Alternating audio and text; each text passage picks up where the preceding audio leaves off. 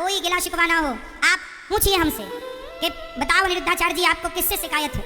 मैं आपको बता दूं, मुझे अपनी जिंदगी में मुझे किसी से कोई शिकायत नहीं, कोई शिकायत नहीं।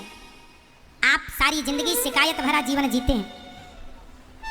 किसी को अपने पति से शिकायत है, किसी को अपनी पत्नी से, किसी को अपनी बेटी से शिकायत है तो किसी को अपने बेटे से, तो किसी को अपनी माँ से, किसी को अपनी बहन से, किसी को अपने पड़ोसियों से, तो किसी को अपने अपनों से शिकायत है, किसी को भगवान से शिकायत है। पूछिए आप दास अनिरुद्ध से कि आपको किससे शिकायत है।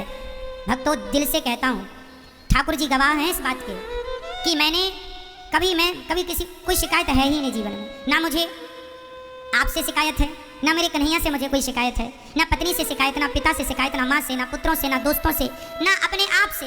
मैं अपनी जिंदगी में जो दिया ईश्वर ने, मैं खुश रहता हूँ। जब ये दास अनिरुद्ध हम भीख मांगते थे बचपन में, तब भी हम खुश थे, और आज बिहारी जी ने यहाँ बिठाया है तो भी खुश हैं। भीख मांगने को भी ये मानते थे कि ये भी ईश्वर की मर्जी है, और आज यहाँ बैठे हैं तो ये भी मेरे कन्हैया की मर्जी है। मुझे ना कोई शिकायत है, ना किसी से कोई गिला शिकवा है, कुछ नहीं। मैं जीवन शिकायत भरा नहीं जीता, जितना जीता हूँ बिंदास जीवन जीता हूँ। कोई द्वेष नहीं, मैं किसी से द्वेष नहीं करता।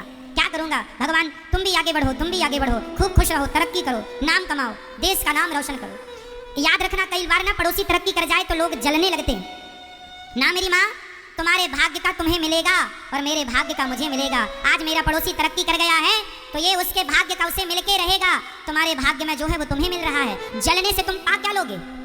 मेरा पड़ोसी 2 करोड़ की गाड़ी खरीद के ले आया, बंगला खरीद लिया, तो क्या मेरा जलने से मैं उसकी बराबरी कर लूंगा? नहीं, मेरी माँ उसके भाग्य का वो खा रहा है और मेरे भाग्य का। कई बार बड़ा भाई तरक्की कर जाए तो छोटा भाई ही देखने लग जाता है, अरे ये तरक्की कर गया। ना जलो मेरी माँ, उसके भाग्य। हर व्यक्ति अपना भाग्य लेके पैदा हुआ है, हर व्यक्ति अपना। तुम जंगल में जाके सोना मेरी माँ, तुम्हारे भाग्य में राजमहल है तो जंगल में ही तुम्हें राजमहल मिल जाएंगे, यदि भाग्य में है तो। और यदि तुम्हें राजमहल मिल गए पर भाग्य में जंगल है, तो माता सीता को मिल तो गया था राजमहल, लेकिन भाग्य में जंगल था तो राजमहल छोड़ के जंगल जाना पड़ा कि नहीं? बोलो हाँ या ना।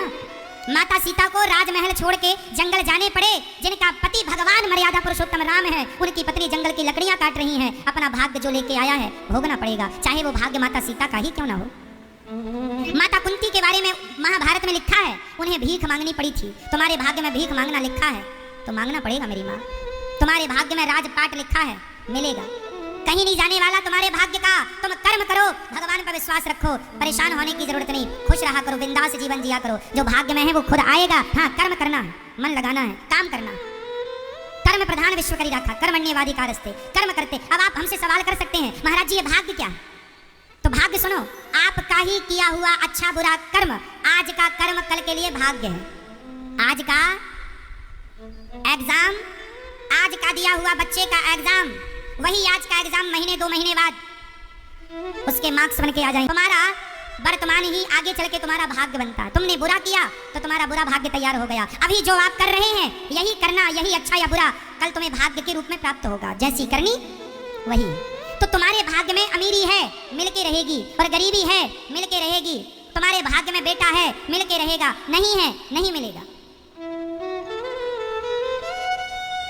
इसलिए मिल रहा है तो ईश्वर की मर्जी मानो, और नहीं मिल रहा है उसमें भी ईश्वर की, क्योंकि भाग्य विधाता कृष्ण है। हम नहीं जानते कि हमारे भाग्य में क्या है, ये जानते हैं। इसलिए वर्तमान में खुश रहो, आप सदा प्रसन्न रहा करो। जो होगा भगवान के भरोसे।